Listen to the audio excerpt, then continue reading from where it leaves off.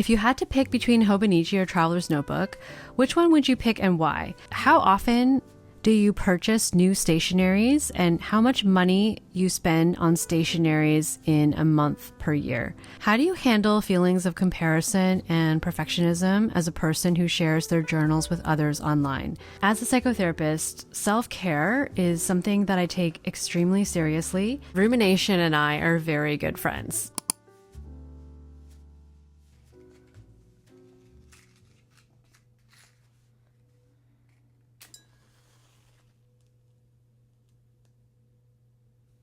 This week's video is going to be a little bit different than my usual video because I am going to be answering your questions that you submitted a few weeks ago. First, I want to say a big thank you to everyone who took the time to submit a question, whether that was in my YouTube community tab or in my Google form. I received more questions than I expected, and I'm very grateful for all of your engagement because I put off hosting a Q&A for so long because I didn't know if there would even be any questions. I am going to try really hard to stay on track and not meander too much. To make things a little easier to follow, I've grouped similar questions together into a few categories, and I will leave timestamps in the description below so you can jump to whichever section interests you the most. Also, I was thinking about how I could possibly make this slightly more interesting visually, so I'm going to be doing a few of my favorite calming activities that don't take a lot of energy while I answer your questions. So that'll probably include some ink swatching and playing around with inks. Feel free to treat this as more of a podcast that you can listen to while you're journaling, crafting, planning, doing chores around the house, whatever you feel like doing while we hang out today.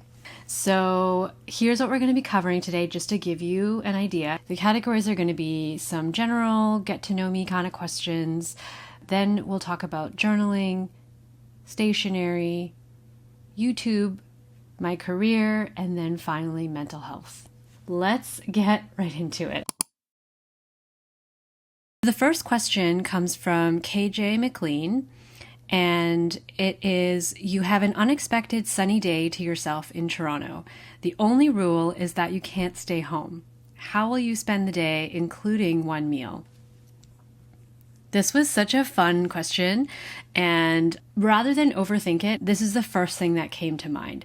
I would walk around the Brickworks, which is this beautiful area in the city. It has a farmer's market on the weekends, and there's a beautiful lookout, and you get this beautiful view of the city. So I would wander around there. I'd probably get a coffee. I would just enjoy being in nature, maybe walking around the ravine. And then I would walk all the way to Lee. It would be a pretty substantial walk because it's in a different part of Toronto, but that is one of my favorite restaurants in Toronto, even though I have not been to that restaurant in probably over 10 years. But I used to live really close to it, and I used to go there whenever I felt like having a really fancy meal. So I would take my time walking because I do love to walk. I'd probably stop and get some coffee. I'd probably get an ice cream along the way. And then I would have dinner at Lee, where I would order the Singapore slaw, which is this amazing, delicious salad kind of meal, but it's just full of so many different flavors, and I would have it all to myself. The recipe does exist online, and I did look it up, but it just looks like so much work to prep that I would rather just eat it at the restaurant. And then after dinner, I would probably have an ice cream from one of my favorite ice cream shops in Toronto called Good Behavior.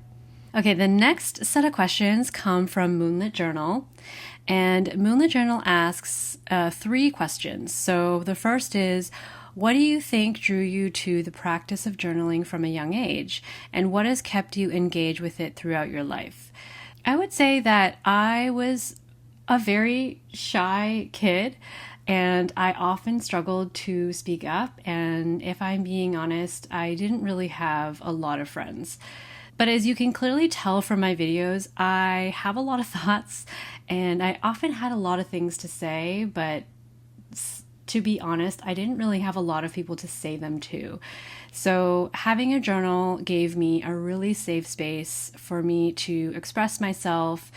I actually used to name my journals and I would write to it as if it were a friend. So I had this one journal where it was like a puffy journal and it had a little lock on it and there was a teddy bear on it, and I actually named it Teddy. Not the most imaginative, but I would always start my entries with Dear Teddy, and then I would kind of write about my day and write about my thoughts and feelings. And it was just always a place that I would look forward to, and I would always feel better after I wrote in my journal. So I would say wanting to have a space to express myself is probably what drew me to the practice of journaling at a young age.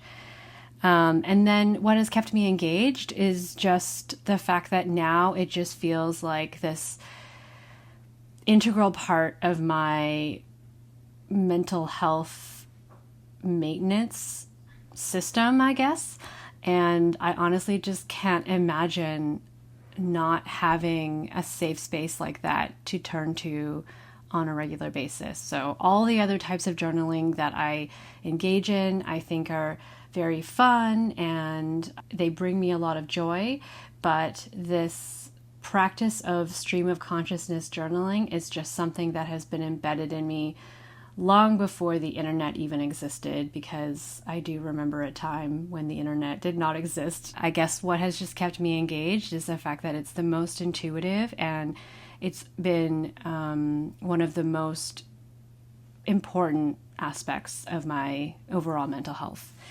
The next question is, what would your dream occupation be if money wasn't an object? Great question. I would be a lifelong student. After I finished my first master's degree, I had fully intended to pursue my PhD, assuming, of course, that I was lucky enough to get accepted into a program. But I decided to take a break because I did my master's right after my undergrad and I was starting to feel burnt out. And the idea of doing more school for X number of years just felt really intimidating to me. And so I decided to take a break and get a job. And I had always intended to go back, but the more time passed, the more confused I felt about what I wanted to study. And then I eventually reached a point where I felt like it was maybe too late, just in terms of financial responsibilities and other responsibilities. It just never really felt like the right time. And so I would love to go back if I didn't have to worry about money. Yeah, I do wish I could go back. It would probably be clinical or counseling psychology. The third question is, what is your favorite place in the world? Can be as specific as you'd like, and why? It's going to be a very cheesy answer, but I'm just going for the first things that come to mind when I'm thinking about these questions. So my favorite place in the world right now is my home.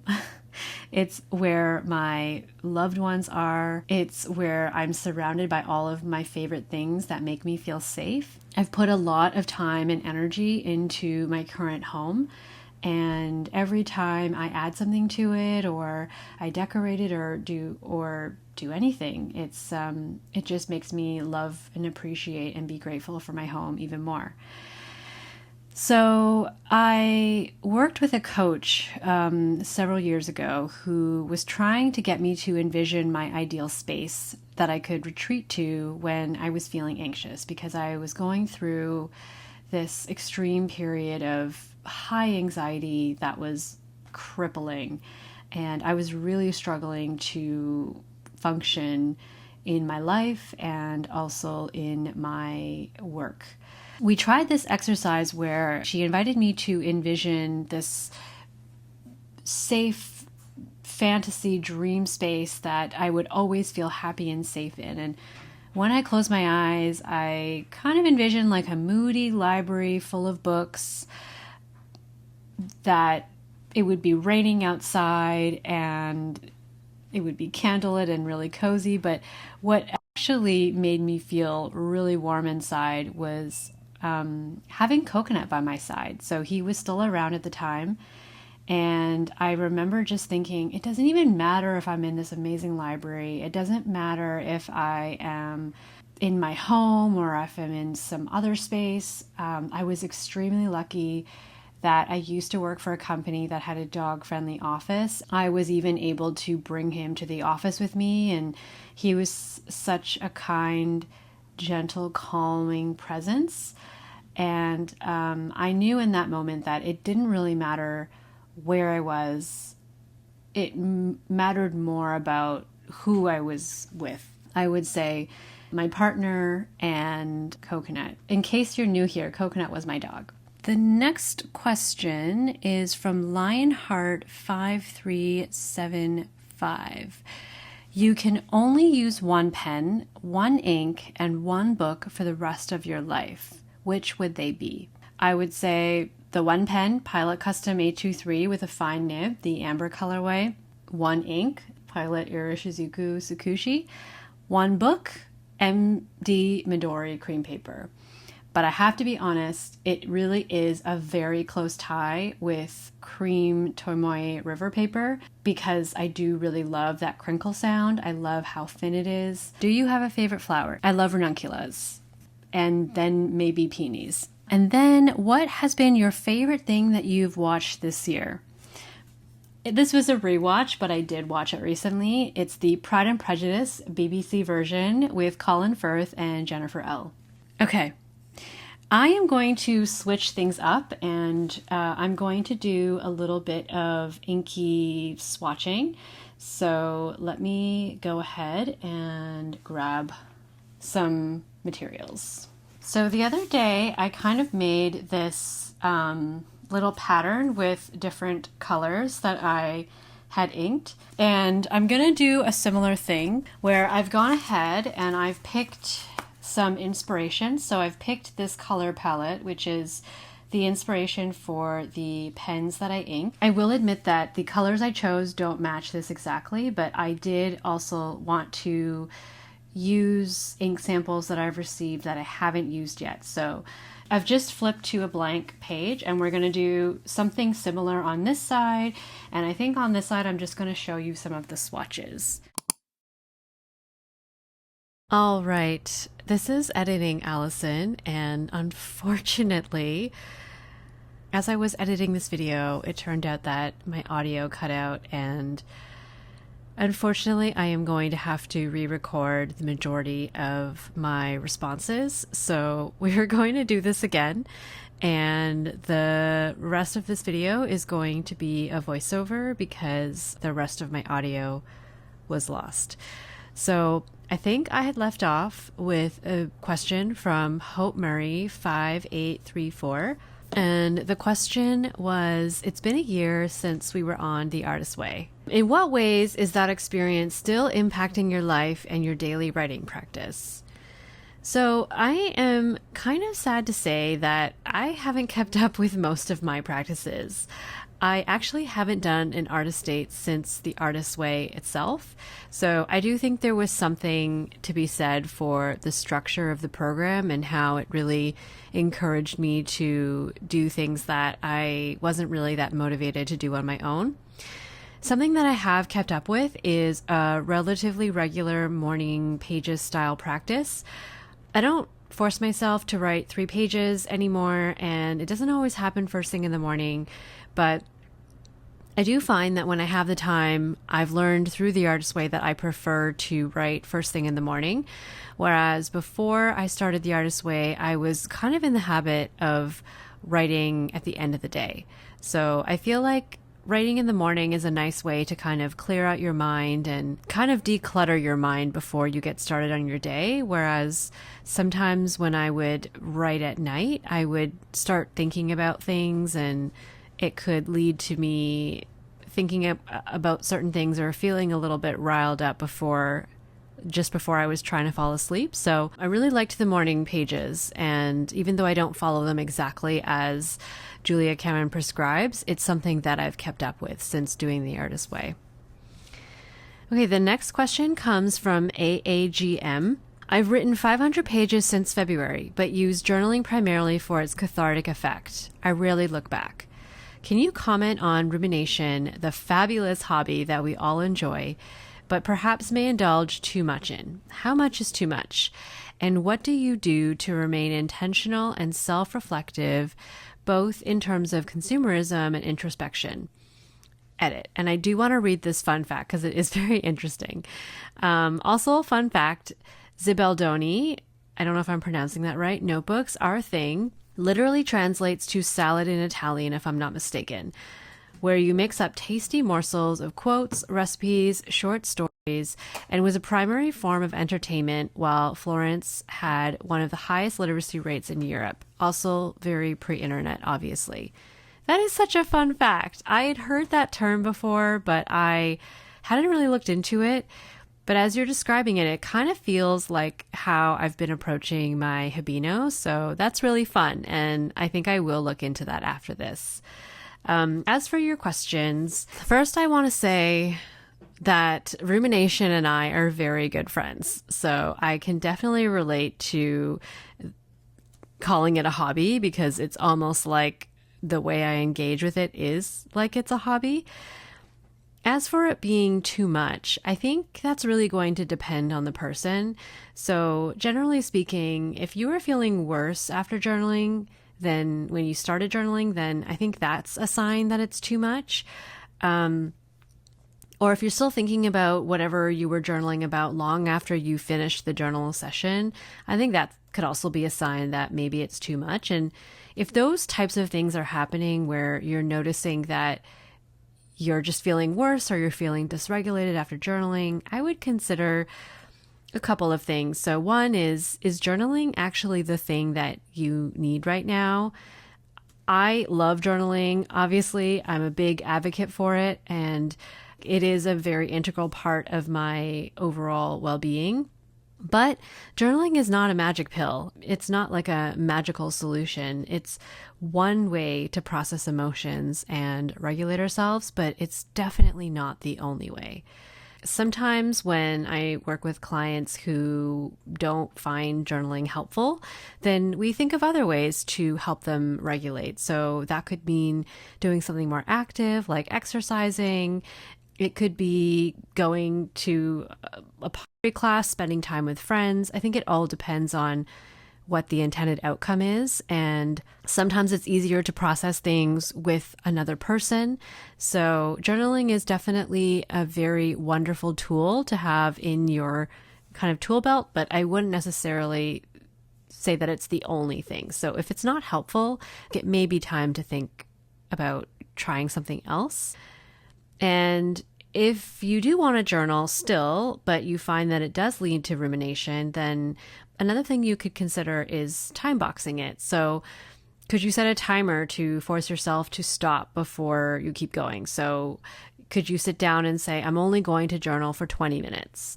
You could think about it like a tightly scheduled meeting. For the next set amount of time, you can think and write about whatever you want. But when that meeting is over, you've got to shut things down and continue with your day. So those are just two ideas. I hope that helps. I think this could be a really interesting topic for a standalone video. So if you have any additional questions, then feel free to send them my way and I'll see if I can address them in a future video. As for remaining intentional, I would say that I take frequent breaks and I check in with myself if I notice some maladaptive patterns in my behavior.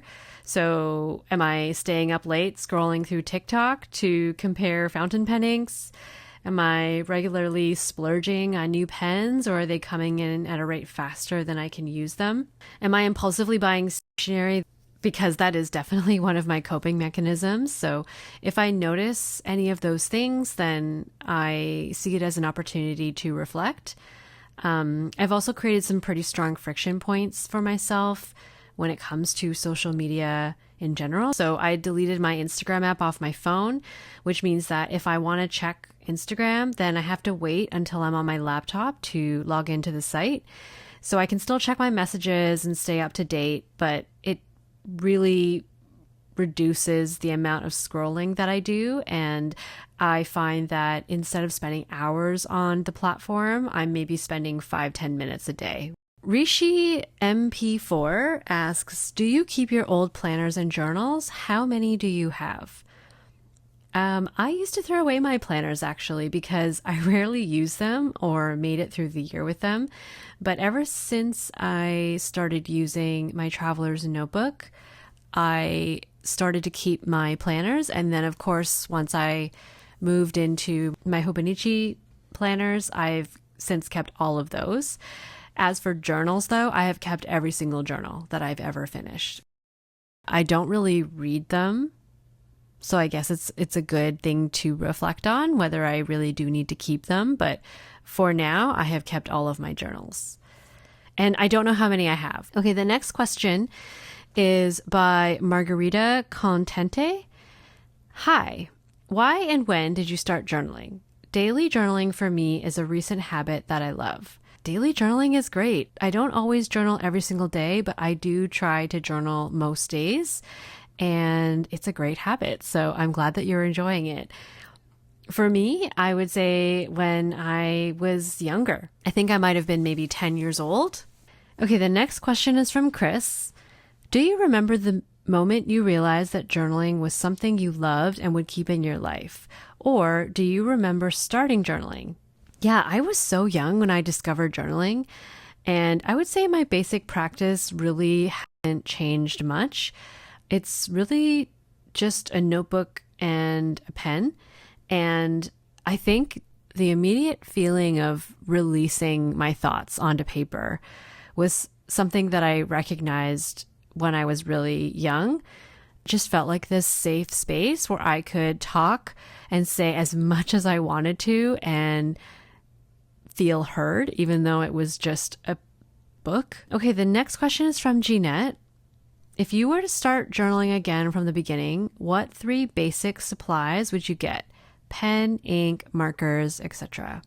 3 things. I mean, I really think you only need 2, a writing implement and something to write on. But if I had to pick 3, I would say the Muji gel pen 0.38, the blue, not the blue black color. That was my favorite pen for years before I got into fountain pens.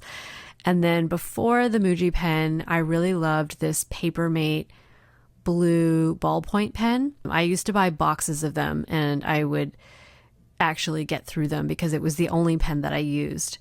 The second thing would be mild liners. I like that they're highlighters and markers. I like that they're soft colors and I think they're pretty affordable. And then the third thing, of course, would be a notebook. So if I could only choose one, it would be the Midori MD cream paper because it's more consistent than the Tomoe River paper. The next question is from Simply Abby. What are your favorite types of journaling? Would you be open to hosting a live journal with me session so we can talk, journal together, and ask questions? I love this idea. I would be totally open to hosting a live journal with me session.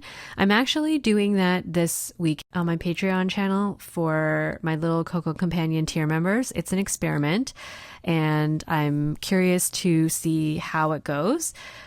I would consider it as well for my regular channel if there was enough demand. So if that's something that you would be interested in, then let me know. I'm open to it. As for favorite types, I would say probably expressive writing if I could only choose one. That's just because it's my bread and butter. I literally can't function without a stream of consciousness style journal in my life. That's just a thing that's been consistent since I was younger. And all the other things I do, they bring so much joy, like my Hobonichi weeks. I just love flipping through it. I love my 5-year journal because it gives me an opportunity to see how my life has changed over the past few years. But I guess I would say my absolute favorite would have to be just plain old writing, plain old stream of consciousness writing. The next question is from Desert Gal. If you could have just one planner brand and one notebook theme for next year, what would they be? Probably the Midori Hibino. I like that it's an A6 size, but I love that it's a thick book. So it's so flexible and you could make it a planner. You could make it a notebook. You could do whatever you want with it. Where else would you like to live aside from Toronto? This crept up on me, but after visiting Hong Kong at the end of last year, I started to think about what it could be like to live there. It was really weird because I hadn't been there in over 10 years. And I didn't know that I really had, like, I didn't really feel, I felt very neutral about it. But when I went back, it just felt so familiar and it felt so dynamic. And I also do have a lot of family who live there that I don't get to see very often. So I would love to explore that more. The other place that I would consider living is Perth, because that's where my partner's family lives. And I do think it would be nice to spend more time with them. So we're probably going to be traveling there more often in the coming years, just to make sure that we get some good family time in. But we have talked about it, about potentially moving there someday. So that might be another place. Would you be willing to share a lovely yet simple recipe with us so we can try a new dish? Yes, I will share a recipe in the description. It is a slow cooker recipe for chipotle chicken. I've made it 3 times since discovering it because it is so easy and you can literally throw in frozen chicken and it turns out amazing. I've made it with beef and I'm pretty confident you could make it vegetarian as well.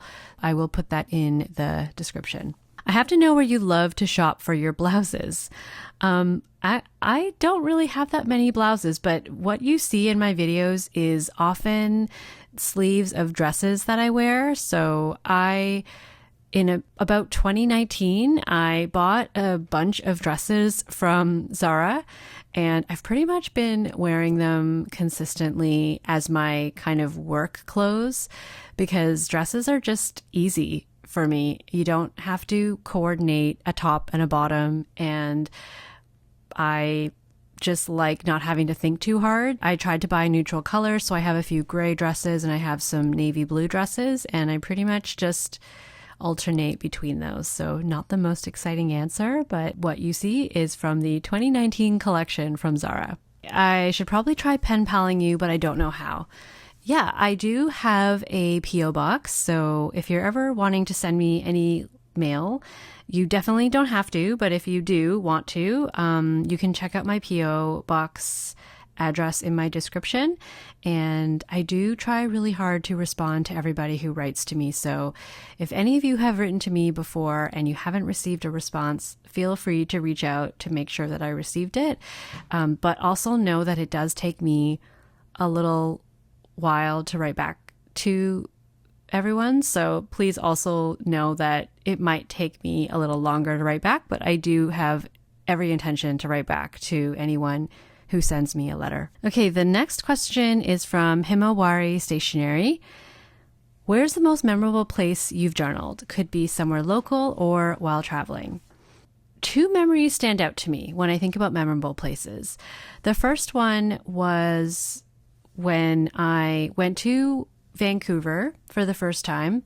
This was my first time traveling solo, and I decided to take a bus from Vancouver to Whistler.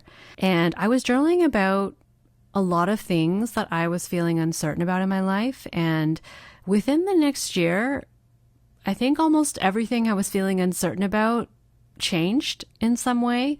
I remember that moment because I had a lot of clarity on that trip. And I do think it kickstarted taking a lot of action in things that I wasn't feeling so confident or sure about. The next one that comes to mind is more recent, and that is journaling on my trip in Japan.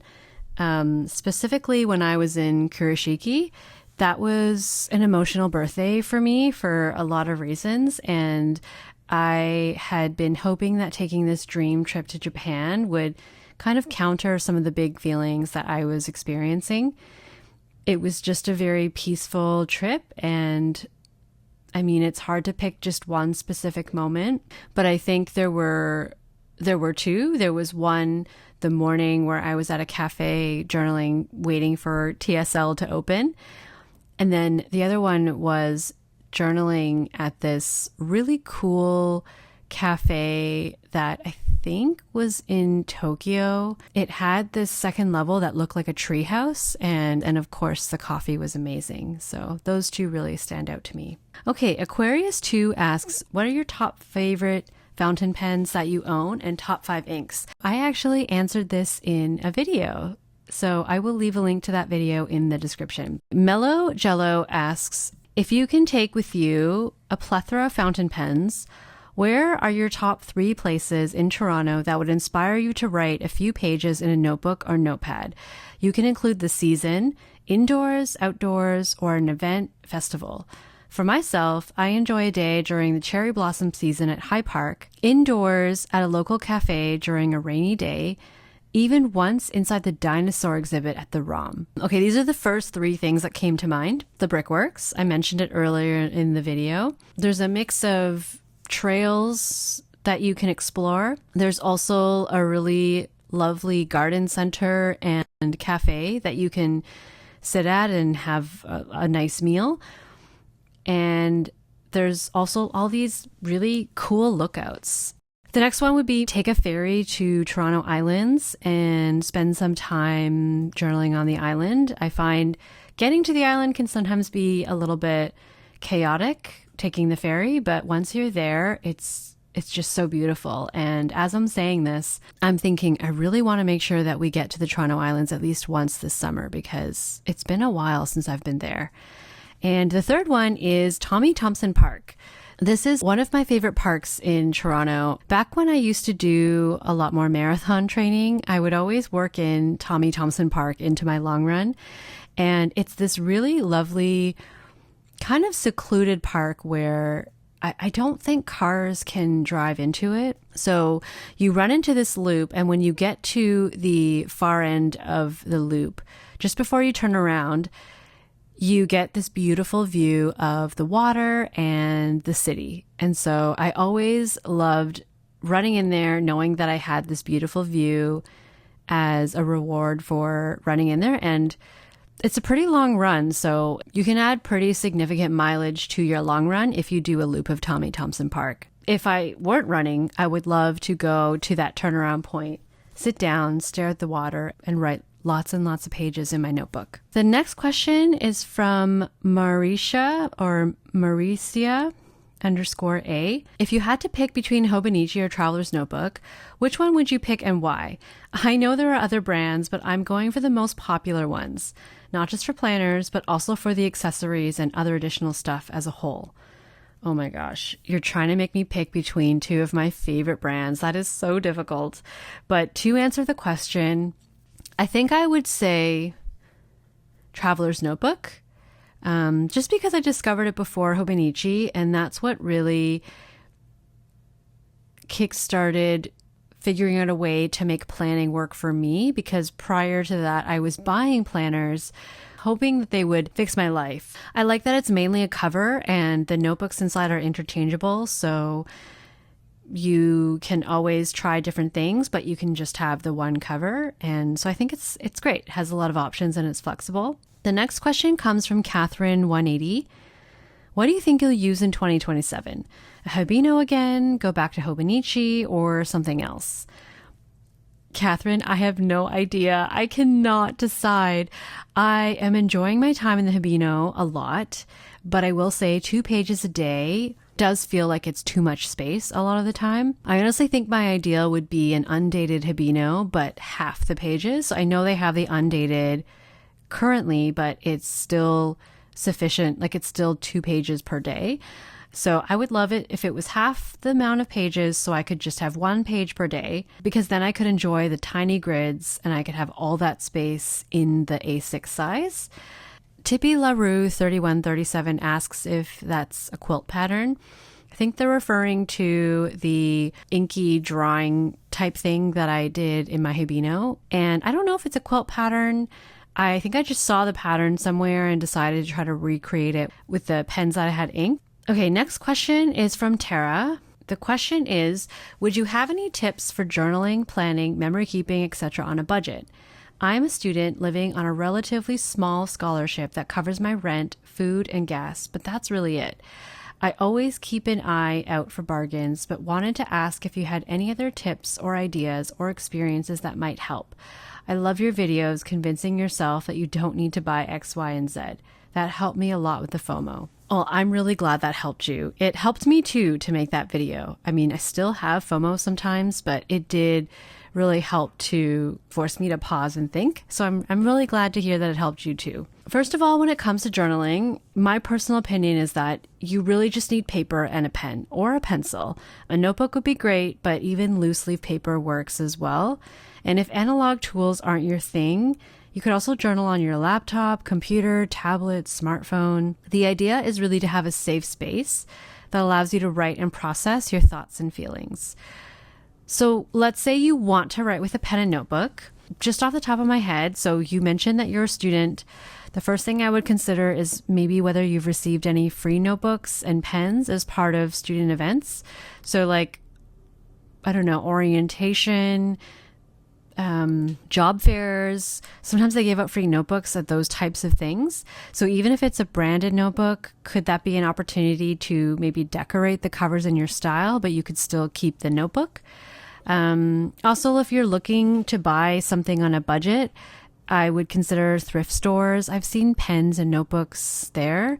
I've also seen people on Facebook groups, like buy, sell, trade groups, selling used notebooks. So I've seen people sell Sterling ink and Hobonichi notebooks after the new year starts, once they've decided on their final lineup. And I've even seen some really good deals on people who may have already written in the notebook and are willing to sell it at an even bigger discount. And then there's also big box retailers like Walmart, Target, whatever's local to you, maybe like a local dollar store. Back to school season could be a good time to stock up if they're running sales. And I have seen some videos on YouTube of people testing notebooks from different stores. So if you're looking for something more affordable that's fountain pen friendly, that could be an option as well. And I'll try to link some videos in my description box if I can find some. Anonymous asks, how often do you purchase new stationaries and how much money you spend on stationaries in a month per year? I don't really have a good sense of how often I purchase stationery or of my budget. And that's a little embarrassing to admit, but I do want to be honest. I think it's also important to acknowledge that I am extremely fortunate in that I am in a position to be able to afford higher priced luxury stationery items like my TSL leather pen case. So instead of following a really strict budget, I try to make purchases that align with my values. Before I buy something, I usually ask myself questions like, is this something I really need or is it just something I want? And sometimes even if the answer is I want it, I'll still buy it. Can I comfortably afford it right now or would I have to put it on credit card? So I don't buy anything that I don't already have money to pay for. So I make sure that all of my basic needs are covered, all of my bills are paid, and whatever is left over is what I will allocate towards fun things like stationery. How long have I wanted it? Is it something I've been wanting for months or am I just caught up in the excitement of a new release? And that's not to say that I don't buy things that are newly released. I had no idea the Traveler's Notebook card size TN was coming out, but as soon as it was released, I did buy it. So I definitely impulsively buy things still, and I get excited about new releases. Sometimes I also ask, do I already own something that serves the same purpose? So I do try to pick things that I anticipate I will like more than other alternatives. So I did invest in the TSL utility case. And while there are plenty of other pencil case options, that I think are lovely, like the Delphonics pouch, for example, I've been eyeing for years, but I made the decision to get the TSL utility case. It was a huge investment, and because of that, I haven't really purchased any other pencil cases or pencil pouches. And I don't think there's anything wrong with buying beautiful stationery if it's something that really brings you joy and it's within your means. I just try to be mindful about what I do purchase. I do want the things I own to have a function. Okay, the next question is from Charlotte Gottlieb 18. How do you handle feelings of comparison and perfectionism as a person who shares their journals with others online? What advice would you give to others who have those feelings when it comes to their journaling practice and books? First, I will say that I think it's a very human thing to experience feelings of comparison or perfectionism. I don't think comparison, for example, is really something you can ever completely eliminate.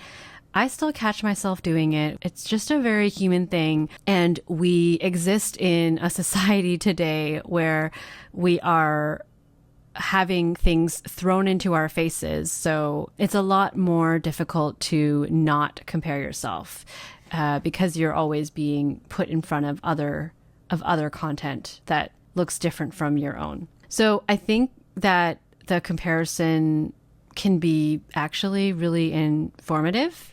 So I look at it almost like, is there something that I can take away from this or that I can learn from this?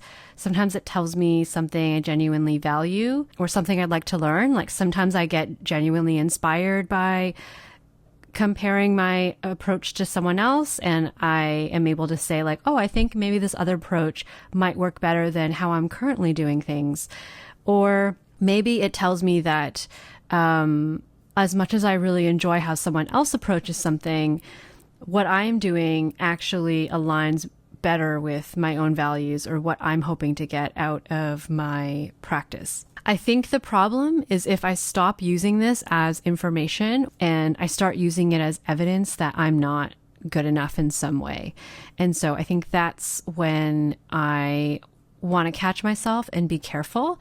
And it's a great opportunity to journal about it and reflect on why I might be feeling that way. If I ever notice myself worrying that my page doesn't look a certain way or it's not interesting enough to share online, I have to remember like these pages are for myself. I create them to serve a need of some sort, and I don't have an obligation to share them. If anything, I do share them because I hope that it might inspire someone else, because I don't optimize for aesthetic. And it's not that I don't appreciate aesthetic pages. It's more that striving for highly aesthetic pages brings out the perfectionist in me. And that is something that I don't really have the energy to work through. So most of my journals really exist to support my life. And as long as they're doing those things, then I am doing okay. Okay, the next question is from Anna. And they asked, was YouTube something you aspired to be a part of? Or did you find you might as well share your own journal if everyone else is sharing theirs too? Since you are based in Canada, would you ever come to the US for a journaling stationery expo kind of thing? So my YouTube channel was such an unexpected joy to develop. If you go way back into the beginning of my channel, you'll see that I was all over the place. I just wanted to make videos that I enjoyed watching. And especially in 2020, when we were all stuck at home, I was just experimenting with making videos. This latest version of my channel really happened by accident when I started posting stationery related videos, but I was also in my final year of school, and I was inspired to put some of the things that I was learning out there. I didn't know if anyone was going to watch them, and I used to post my videos and then immediately log off YouTube because I felt so cringy about sharing things. But then I started getting comments. I started to get to know some of you each week, and now I really look forward to it. When it comes to sharing my journals, that's also interesting. Initially, I was completely against sharing any of my actual content. So I really tried to just speak to my pages as opposed to actually showing them. But I myself have gotten so much inspiration from seeing how others approach their books. And I just think of me sharing my pages kind of as my contribution. So I know there's a fine line between sharing what I've done and creating pages for the sake of sharing. So I try to just make sure that I fall into the camp of just sharing what I've done. I hope that it's helpful. Boo Bird Knits asks, question about being a therapist. I feel weird asking my own therapist. How do you keep your emotions straight after dealing with so many people in a day? I've had some intense sessions in the past with crying and no hopeful ending, and I know my therapist has to go on to the next person without hinting at the baggage I just put on him. Not to mention not being able to talk about all the baggage you have to hold without telling anyone else what you know. How do you deal with all of that in a healthy way? Yeah, I would say as a psychotherapist, self-care is something that I take extremely seriously, and it's actually considered an ethical obligation as a psychotherapist. So when I heard that, that really gave me the permission, although we don't need permission to take care of ourselves, but that gave me permission mentally, I guess, to take it seriously. So practically speaking, this looks like giving myself time in between sessions to decompress. I like to give myself a pretty healthy buffer in between sessions. I do not like to do back to back. I also try to limit how many sessions I schedule in for myself in a day. So as a UX researcher, I learned pretty quickly that I am not the kind of researcher who likes to schedule 10 interviews in a day. Instead, I really like to spread them out, and I sort of have a soft limit and a hard limit for how many interviews I will do in a day. Because if you're my 6th, 7th client of the day, you're not going to get the best version of me. And so I do try to limit that. I also try my best to make time to do things that I know will bring me joy. I have a mental list of activities that I can do quickly, like I'll cut out PET tape, or I'll rearrange stickers in my sticker release insert if I only have a few minutes, or if I have a longer period of time, like on the weekends, maybe I'll do some scrapbooking, or I'll sit down to paint. If I'm needing to decompress in between clients, sometimes I'll pull up things that I know will make me laugh, like animal videos, like puppy videos or cat videos. When it comes to holding and keeping that confidentiality and holding all the things that the client tells me, I do also have my own support network. So even if I can't speak to specifically anything that goes on in the sessions, I do find it really helpful to have a support network in place to be able to relax with, or get my mind off things.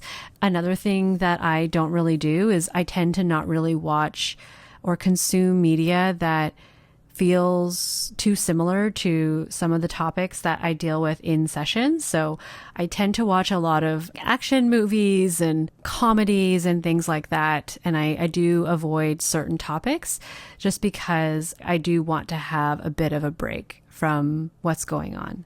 I hope that helps. If I ever find that it's becoming too much and I'm starting to experience things like compassion fatigue, then that means that I may need to seek additional support.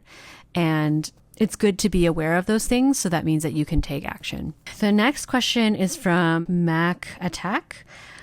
Do you enjoy the differences with your jobs? Like, do they feed different parts of your brain, or do the subject matters overlap at times? Also, how are you after Coco? Thank you so much for asking. I'm doing okay since losing Coconut in March. As expected, I have up and down days, but for the most part, I'm doing okay. So thanks for asking. As for your other question about my jobs, I do enjoy the differences between my roles.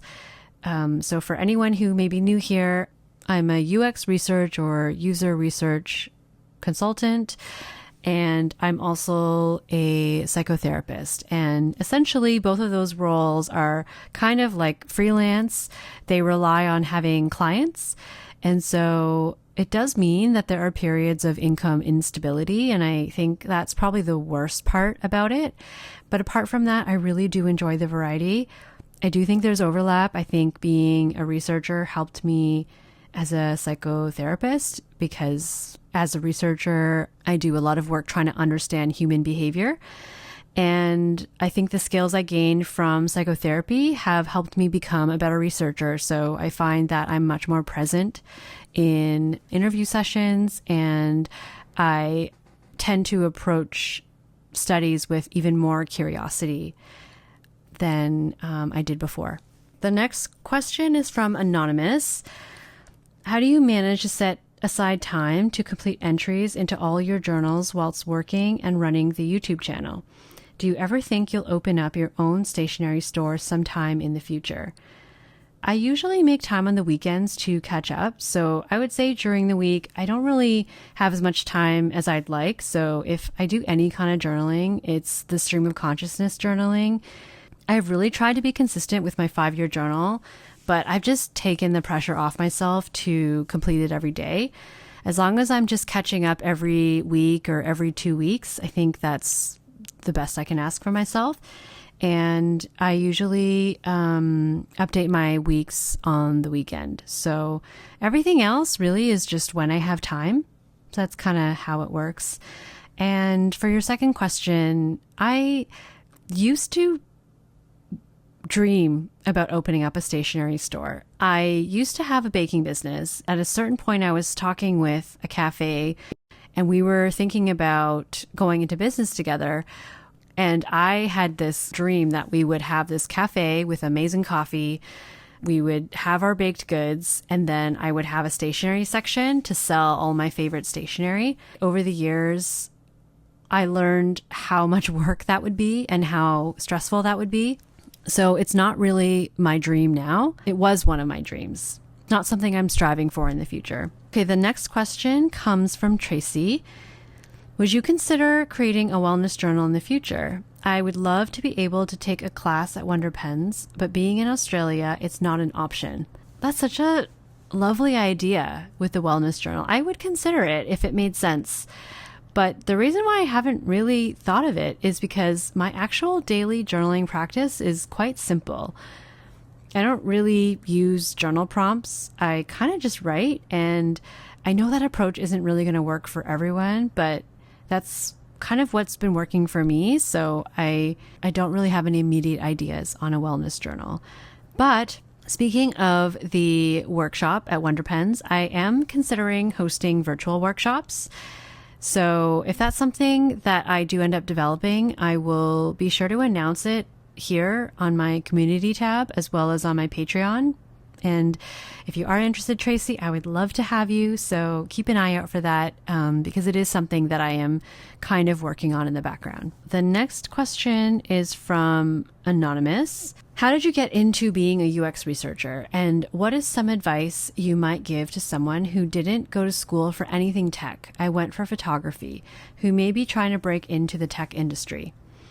Okay, so how I got into being a UX researcher is I actually started my career out in market research, and when I wanted to transition over to UX research, I really focused on emphasizing anything that was transferable between the two. So I found that in the interviews, even the people that were interviewing me didn't necessarily understand the differences between market research and UX research. And so I was kind of responsible for trying to bridge that knowledge gap for them. So even though I hadn't run like a usability study at the time, which is one of the most basic studies that a UX researcher would run, I had conducted plenty of qualitative interviews. So I really tried to emphasize my ability to run an interview session. And because I was more of a quantitative market researcher, I also tried to really lean into that. And over the years, I will acknowledge, I do think it has gotten a lot more competitive to break into tech.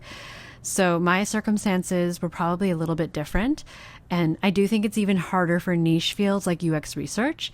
So if I were trying to break into the field today, I think I would focus on looking for opportunities within a company that I already work for.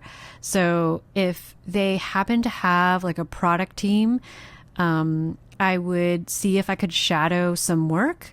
Even if there isn't a dedicated UX researcher, if there's a product team, they're probably doing some type of research work. They're probably running usability studies or concept tests.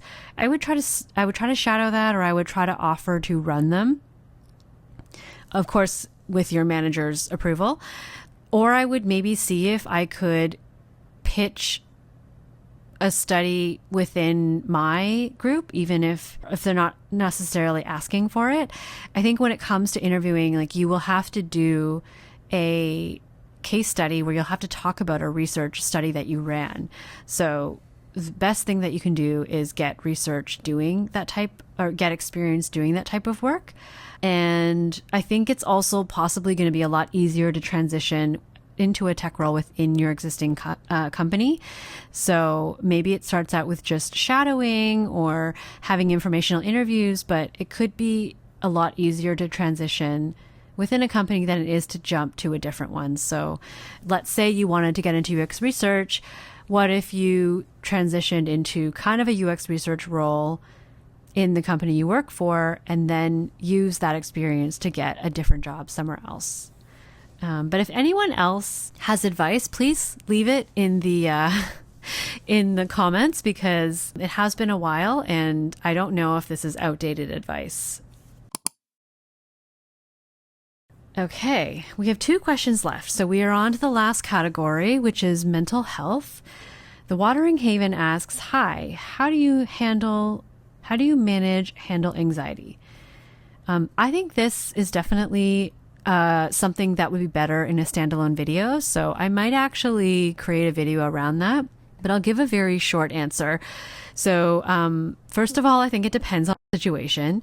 For example, if I'm experiencing anxiety just before an event, then I'll lean on to using strategies that I know will distract me from the moment to break that anxiety spiral.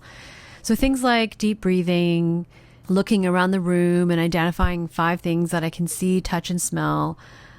All of those things are really meant to just keep me in the moment as opposed to worrying about some kind of future state. If it's more like lingering feelings of anxiety or like work stress, something more chronic, then I'll first focus on basic things like trying to get more sleep, taking more breaks. Am I eating well? Am I exercising enough? That kind of thing. And if possible, then I'll do small things that ground me that don't take a lot of energy to process. So a few weeks ago, I was feeling very stressed out, and I was taking little mini breaks in between meetings and just fussy cutting PET tape. And I probably looked a little silly, but it was very grounding to just focus on fussy cutting the PET tape. Okay. The last question is from A. My question is around grief. If you are not comfortable answering this, that is absolutely fine. Please ignore this. But you mentioned in a few videos about maybe doing a video on grief if you have the capacity to research it. So if that's the case, could you share any journal prompts for grief, please? When someone I love died in April, I naturally fell into creating a journal very similar to your coconut journal. I couldn't believe it when I saw your gorgeous little companion had passed away. I am so sorry. But seeing you do the same as me gave me some comfort. As a follow-on question, have you managed to get back into the joy and fun of regular journaling since Coconut passed? I'm really struggling with that. I just find it hard to connect with the joy again. First of all, I am so sorry for your loss. Moving through the loss of someone you love, that's a lot, and that really changes you. So I hope you've been taking care of yourself, and I'm glad that you have your journal as one way to help you cope. even though I know you mentioned that you're just having trouble getting back into the joy and fun of regular journaling. I think that's completely understandable given what happened. The grief video is still coming.